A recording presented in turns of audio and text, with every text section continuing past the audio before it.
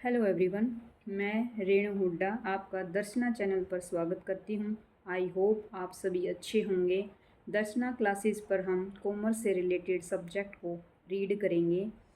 सबसे पहले हम फाइनेंशियल अकाउंटिंग के बारे में पढ़ेंगे। कॉमर्स में मेन सब्जेक्ट होता है हमारा अकाउंटिंग, बिजनेस स्टडी, इकोनॉमिक्स।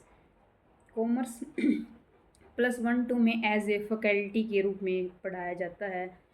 और सबसे पहले हम इसमें अकाउंटिंग के बारे में सीखेंगे। Accounting is the language of business. Accounting क्या है? बिजनेस की भाषा है। जैसे हम इंफॉर्मेशन को एक दूसरे तक पहुंचाते हैं, वैसे ही बिजनेस में इंफॉर्मेशन को एक दूसरे तक अकाउंटिंग के थ्रू पहुंचाया जाता है। जब भी कोई चीज़ नहीं आती है तो उसकी नीड होती है, रिक्वायरमेंट होती है।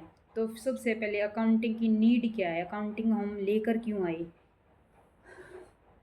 अकाउंटिंग की नीड ये है, अगर कोई बिजनेसमैन अपनी कैपिटल को इन्वेस्ट करता है और साल के एंड में वो ये जानना चाहेगा कि मैंने जो कैपिटल इन्वेस्ट की है उससे मुझे क्या रिटर्न मिला, कितना मुझे प्रॉफिट हुआ या लॉस हुआ, या मेरी फाइनेंशियल पोजीशन क्या है, कितने लाइबल हूँ मैं पे करने के लिए। ये सारी चीज़ें जानने के लिए हमें अकाउंटिंग की नीड होती है। आइए जानते हैं अकाउंटिंग की definition. Accounting is a systematic process of identifying, measuring, recording, classifying, summarising, interpreting and communicating financial information. इस अकाउंटिंग क्या है? सिस्टमेटिक प्रोसेस है। आइडेंटिफाई का मीनिंग यहाँ है, अगर बिजनेस में कोई ट्रांजेक्शन होती है तो पहले हम उसको आइडेंटिफाई करेंगे कि वो मोनेटरी टर्म में है। उसको रिकॉर्ड करने के लिए अगर बिजनेस में ना मोनेटरी टर्म को ही रिकॉर्ड करते हैं, जिसको हम मनी की फॉर्म में मेज़र कर सकते हैं। जैसे अब ये बोल लें कि मैंने 2 एकड़ ज़मीन परचेज की है, तो इसको आइडेंटिफाई करेंगे तो ये मोनेटरी टर्म नहीं है। अगर हम ये बोलें कि 20 लाख की हमने लैंड परचेज की है, तो ये मोनेटरी टर्म है, इसको हम रिकॉर्ड कर सकते हैं। अगर 2 एकड़ ज़मीन को हम एज बुक्स ऑफ अकाउंट में रिकॉर्ड नहीं कर सकते। Identify, measuring. मेजरिंग का मैंने बता ही दिया, measuring in terms of money, वो मनी की फॉर्म में होनी चाहिए वो ट्रांजैक्शन। रिकॉर्डिंग, अब बिजनेस में हम सबसे पहले रिकॉर्डिंग करते हैं। रिकॉर्डिंग क्यों ज़रूरी है? डेली वाइज इतनी ट्रांजैक्शन होती हैं, उन सभी को हम ओरली याद नहीं रख सकते, इसलिए हम रिकॉर्डिंग करते हैं। ये एज ये प्रूफ भी होता है। ये रिकॉर्डिंग करेंगे तो हम प्रूफ है वो हमारे लिए, इतनी ट्रांजेक्शन में इतनी की सेल कर की हुई है हमने, इतनी परचेज की हुई। क्लासीफाइंग का मीनिंग यहाँ है कि हम एक जैसे जो अकाउंट हैं उनके बैलेंस को इकट्ठा कर सकते हैं। जैसे हमारा कोई राम है जिससे हम रॉ मटेरियल परचेज करते हैं, राम से रिलेटेड सभी ट्रांजेक्शन को हम राम अकाउंट में रिकॉर्ड करेंगे। ये क्लासीफाइंग का एग्जाम्पल है। समराइजिंग में क्या होता है? Trial balance. जितने भी हमने क्लासीफाइंग करके लेज़र में पोस्टिंग की है, सभी अकाउंट्स, राम का अकाउंट्स अलग से मेंटेन किया, श्याम का अलग से मेंटेन किया, वैसे ही समराइजिंग की फॉर्म में हमारा मीनिंग है ट्रायल बैलेंस से। ट्रायल बैलेंस में क्या है? सारे जो अकाउंट्स हैं उनका बैलेंस हम ट्रायल बैलेंस में लिखते हैं। ये अर्थमेटिकल एक्यूरेसी को भी चेक करता है ट्रायल बैलेंस। अर्थमेटिकल एक्यूरेसी को हम ट्रायल बैलेंस के थ्रू जान सकते हैं। इंटरप्रेटिंग का मीनिंग यहाँ से आ जाएगा, उनको profit and loss, trading, profit and loss and balance sheet के थ्रू हम अपनी जो इन्फॉर्मेशन है उनको ट्रांसफ़र करेंगे। यहाँ से हम फिर क्या करेंगे? Trading account, profit and loss account and balance sheet को बनाएंगे। ट्रेडिंग अकाउंट से हम ग्रोस प्रॉफिट, ग्रोस लॉस को निकालेंगे। फिर नेट प्रॉफिट, नेट लॉस हम प्रॉफिट एंड लॉस अकाउंट से निकालेंगे। बैलेंस शीट से हम बिजनेस की फाइनेंशियल पोजीशन जान सकते हैं। इनके बारे में हम डिटेल में आगे पढ़ेंगे। बैलेंस शीट से हम जैसे एक साइड हम एसेट साइड होती है, एक लाइबिलिटी साइड होती है। हमारी जितने एसेट्स होते हैं उनको हम एसेट साइड में लिख देते हैं, लाइबिलिटी को लाइबिलिटी साइड में, दोनों का बैलेंस करके देखते हैं। ये चीज़ें हम आगे डिटेल में पढ़ेंगे। एंड कम्युनिकेटिंग का मतलब यह है कि जो कम्युनिकेशन, यानी कि हमें प्रॉफिट या लॉस हुआ ये हमें इन इंटरेस्टेड पार्टी को बताएंगे। इंटरेस्टेड पार्टी कौन कौन सी हैं यहाँ पे, जो इन्वेस्टर हैं, जो जिसने हमारे बिजनेस में इन्वेस्ट किया हुआ है, और मैनेजमेंट, और सप्लायर्स जो हमें रॉ मटेरियल सप्लाई करते हैं, इनको कम्युनिकेट करेंगे। जिसको भी इन्फॉर्मेशन चाहिए फाइनेंशियल अकाउंटिंग के थ्रू हम उनको दे सकते हैं, फाइनेंशियल इंफॉर्मेशन प्रोवाइड कर सकते हैं हम। ये था हमारा अकाउंटिंग की डेफिनेशन। आइए अब हम जानते हैं अकाउंटिंग के बारे में और बेहतरीन तरीके से सीखेंगे। अब है फीचर्स। फीचर्स या एट्रीब्यूट्स बोल देते हैं, हिंदी में बोलते हैं विशेषताएं। विशेषताएं, सबसे पहले accounting is an art. Accounting is an art and science. हम एक एक टर्म को लिखेंगे, उसको एक्सप्लेन करेंगे। Accounting is an art and science. Art का मीनिंग क्या होता है? Art, approach of doing work. आप किस तरीके से अपने एम्प्लॉय से काम करवाते हो, वो आर्ट है। इसमें क्या होता है, मेनली हमने प्रीडेटरमाइन हमारा कोई ऑब्जेक्टिव है। सबसे पहले हमने ऑब्जेक्टिव को फिक्स कर लिया, प्रीडेटरमाइन कर लिया, पहले निश्चित कर लिया। उसको अब अचीव करने के लिए जो हम अप्रोच को अपनाएंगे, वो क्या है, हमारी आर्ट है। इसी तरह बिजनेस में भी ऐसा ही होता है। हम प्रीडेटरमाइन ऑब्जेक्टिव होते हैं हमारे, उनको अचीव करने के लिए हम प्लानिंग करते हैं कैसे हम उनको अचीव कर सकते हैं। जैसे कैसे हम सेल को इंक्रीज़ करें, प्रॉफिट को इंक्रीज़ करें, और कैसे हम कॉस्ट को मिनिमाइज़ करें। ये सब क्या है, अकाउंटिंग में करते हैं हम।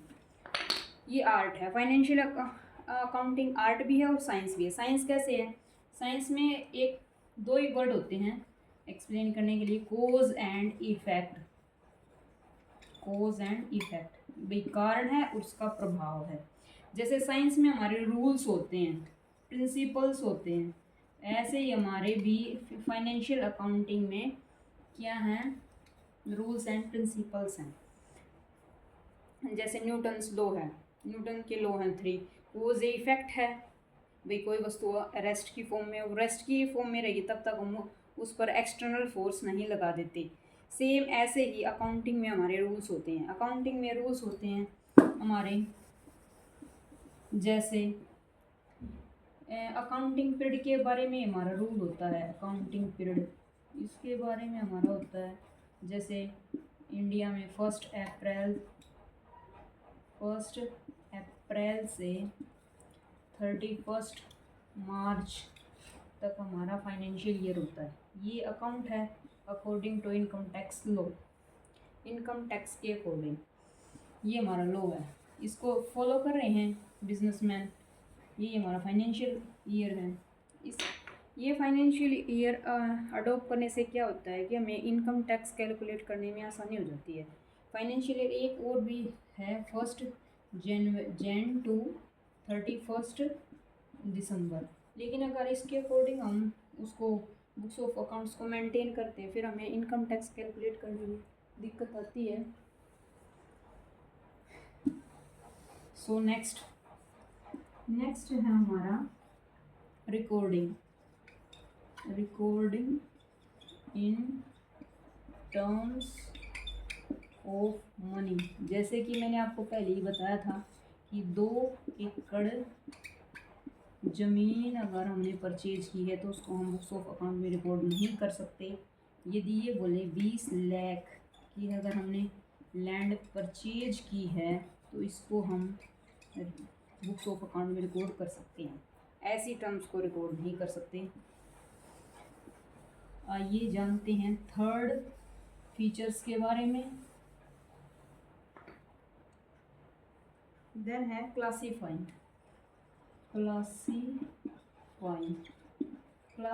में क्या है, इसमें जैसे हमने सबसे पहले जर्नल में हम बुक्स ऑफ एंट्री को लिखते हैं। जर्नल में अगर हमारा बिजनेस स्मॉल स्केल का है तो हम जर्नल में लिख देते हैं, अगर लार्ज स्केल पे है तो हम जर्नल को डिवाइड कर देते हैं सेल्स बुक में, परचेज बुक में, ऐसे अलग अलग बुक्स में, वहाँ पे हम जर्नल में रिकॉर्ड करते हैं। यहाँ रिकॉर्ड करने के बाद हम क्लासीफाइंग करते हैं, यानी कि एक जैसे जो नेचर हैं, नेचर के अकाउंट को एक प्लेस पर, जैसे मैंने आपको बताया था राम्स अकाउंट, अब हम राम से रिलेटेड सभी ट्रांजैक्शन को राम्स अकाउंट में डाल देंगे या ट्रांसफ़र कर देंगे, या इससे होता है क्लासिफिकेशन के बाद हम नेक्स्ट है समराइजिंग।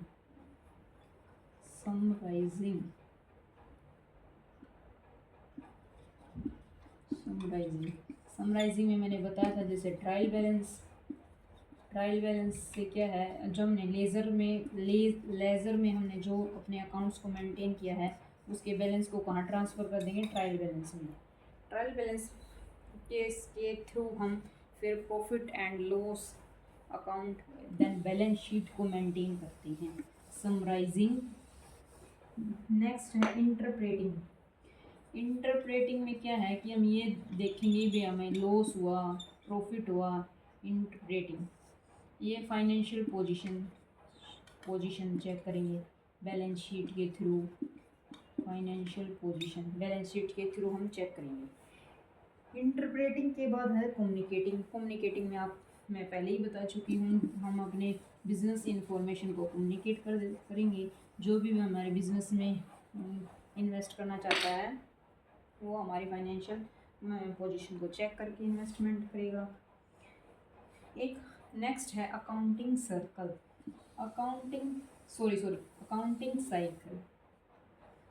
अकाउंटिंग साइकिल में क्या होता है अभी मैं आपको एक्सप्लेन करती हूँ। अकाउंटिंग साइकिल सबसे पहले बिजनेस में होती है ट्रांजैक्शन।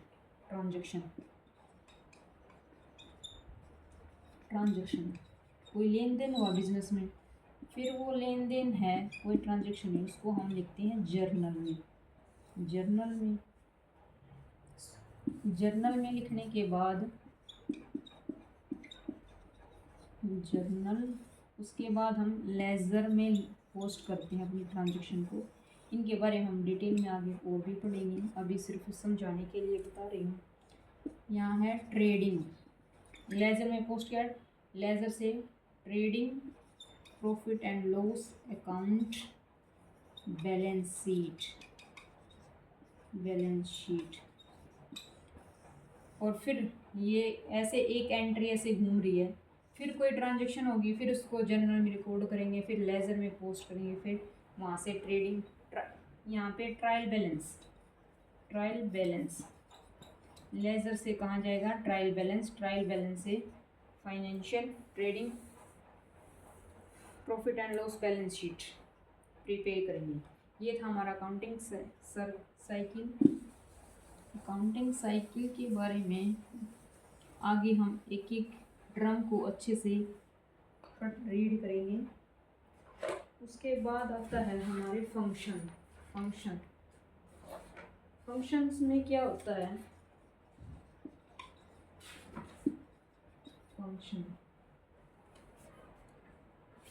फंक्शन में क्या है कि हम सिस्टमेटिकली रिकॉर्ड करेंगे बुक्स में।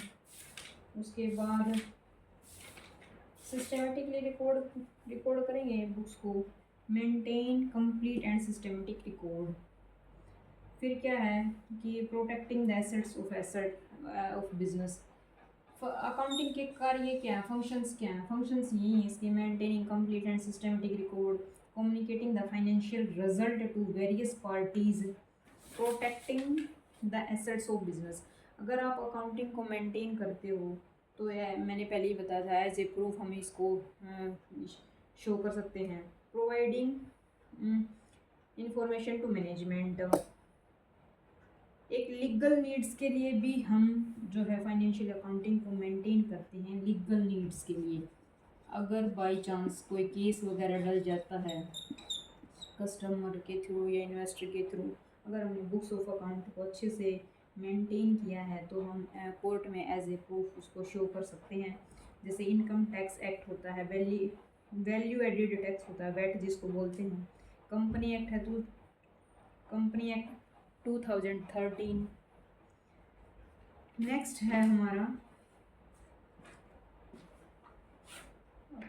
ऑब्जेक्टिव इसके उद्देश्य क्या है। ऑब्जेक्टिव टू कैलकुलेट, ऑब्जेक्टिव में है कैलकुलेट, ऑब्जेक्टिव इसमें है to calculate profit and loss. सबसे पहले ये जानने के लिए इसका उद्देश्य क्या है, प्रॉफिट और लॉस को कैलकुलेट करने के लिए हमें कितना लॉस हुआ कितना प्रॉफिट हुआ, अगर हमारा प्रॉफिट कम है तो उसको कैसे बढ़ाया जाए आगे। To ascertain the financial position को जानने के लिए। फाइनेंशियल पोजीशन में क्या होता है कि जैसे आपने जितनी कैपिटल इन्वेस्ट की है उससे आपको कितना रिटर्न आ रहा है। अगर ये तो नहीं कि आपने कैपिटल लगाई 10 लाख और ईयर के एंड में कैपिटल रहती है कि 8 लाख, तो ये तो फिर आप घर से ही पे कर रहे हो। और बिज़नेस का मेन मोटिव क्या होता है, प्रॉफिट। बिज़नेस की टर्म ही ये बिज़नेस ये कि बिज़नेस का मेन मोटिव हो कि प्रॉफिट हो। लॉस में अगर बिज़नेस जा रहा है तो ज़्यादा टिक नहीं पाएगा, उसको फिर आपको वाइंड अप करना पड़ेगा। एरर सेकंड है इसका एरर एंड फ्रॉड। अगर हम रिकॉर्ड करते हैं फाइनेंशियल अकाउंटिंग के थ्रू बुक्स ऑफ अकाउंट को मेंटेन करते हैं तो हम अपनी एरर का हमें पता चल जाएगा, हम वहीं उसको ठीक कर लेंगे और फ्रॉड से बच सकते हैं। अभी एरर तो होंगे अगर आप बुक्स ऑफ अकाउंट को मेंटेन करोगे, और एरर तो होती हैं, हम भी ह्यूमन बीइंग हैं तो उसको अगर हमने बुक्स ऑफ अकाउंट को मेंटेन किया तो हम बाद में उसको ठीक कर सकते हैं। और फाइनेंशियल अकाउंटिंग का ऑब्जेक्टिव ये भी है कि हम एज प्रोग्रेस है जो बिजनेस की प्रोग्रेस ऑफ द बिजनेस की प्रोग्रेस को जान सकते हैं फ्रॉम ईयर टू ईयर। भाई पिछले साल के प्रॉफिट से हम इस करंट ईयर के प्रॉफिट को अगर हम कंपेयर करेंगे तो हमें पता चलेगा हमारा बिजनेस प्रोग्रेस कर रहा है या नहीं कर रहा। अगर प्रोग्रेस नहीं कर रहा तो हम उसके लिए इफ़ेक्टिव जो रूल्स पॉलिसीज को अडॉप्ट करेंगे। इस वीडियो में हमने आपसे शेयर यही किया क्या नीड्स ऑफ अकाउंटिंग की ज़रूरत क्यों पड़ी, और देन हमने मीनिंग देखा अकाउंटिंग का, उसके बाद डेफिनेशन और characteristics features attributes of accounting cycle के बारे में रीड किया हमने, ऑब्जेक्टिव के बारे में रीड किया। सो आपको कैसी लगी ये क्लास, मिलते हैं नेक्स्ट वीडियो में, तब तक के लिए स्वस्थ रहें मस्त रहें, गुड बाय।